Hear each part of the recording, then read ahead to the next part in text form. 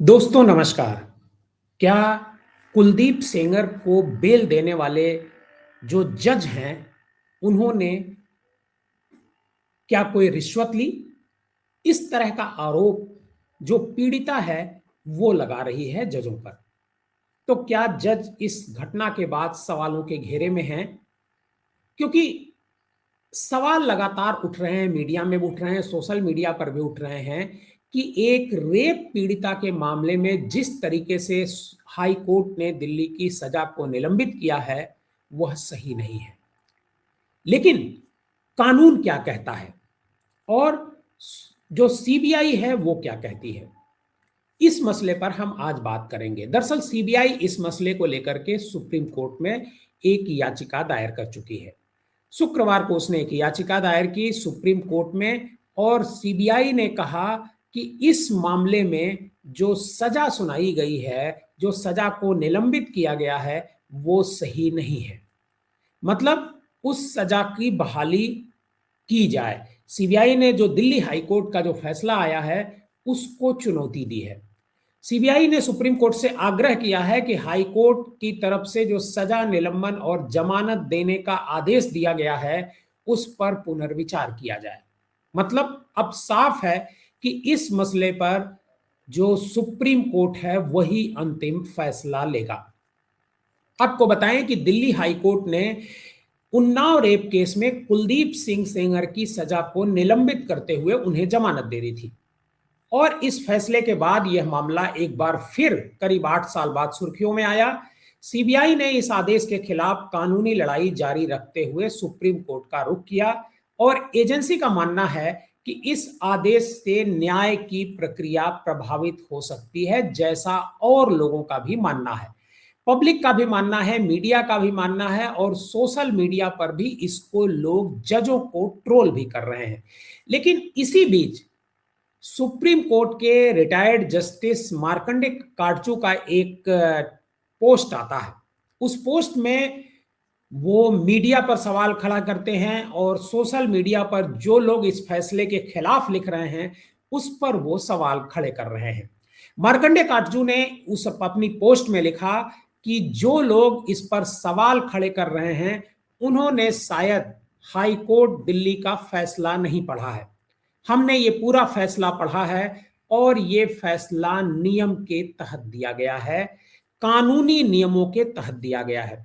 मार्कंडे काटजू का यह भी कहना है कि जो निचली अदालत है, उसने पास्को एक्ट में जो सजा सुनाई, वो लोक सेवक को ध्यान में रख करके सजा सुनाई, जबकि लोक पास्को एक्ट में लोक सेवक को सही तरीके से परिभाषित नहीं किया गया था। ये निचली अदालत की तरफ से चूक हुई। उनका कहना है कि जो दिल्ली हाई कोर्ट है, दिल्ली हाई कोर्ट के जो जज हैं, जो बेंच है, उसने इसको ठीक तरीके से समझा और ये फैसला सही सुनाया है और ये न्याय की परिधि में आता है।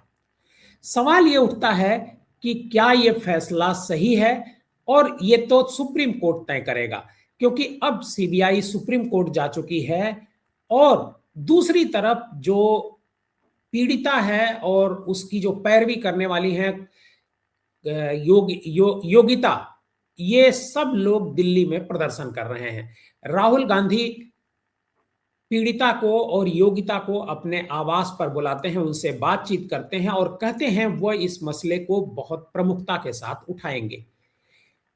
लेकिन हम आपको एक बार पूरा घटनाक्रम बताना चाहते हैं। दरअसल कुलदीप सेंगर को दिसंबर 2019 में उम्र कैद की सजा और 25 लाख रुपए जुर्माने की सजा सुनाई गई थी। इसके खिलाफ उन्होंने जनवरी 2020 में दिल्ली उच्च न्यायालय में अपील दायर की थी। इसके अलावा मार्च 2022 में उन्होंने इस सजा के निलंबन के लिए भी दिल्ली उच्च न्यायालय में एक याचिका लगाई थी। इस याचिका की कड़ी आलोचना सीबीआई और पीड़ित पक्ष के वकीलों ने उस समय की थी। 23 दिसंबर 2025 को दिल्ली उच्च न्यायालय ने अपील के निपटारे तक सजा को निलंबित कर दिया।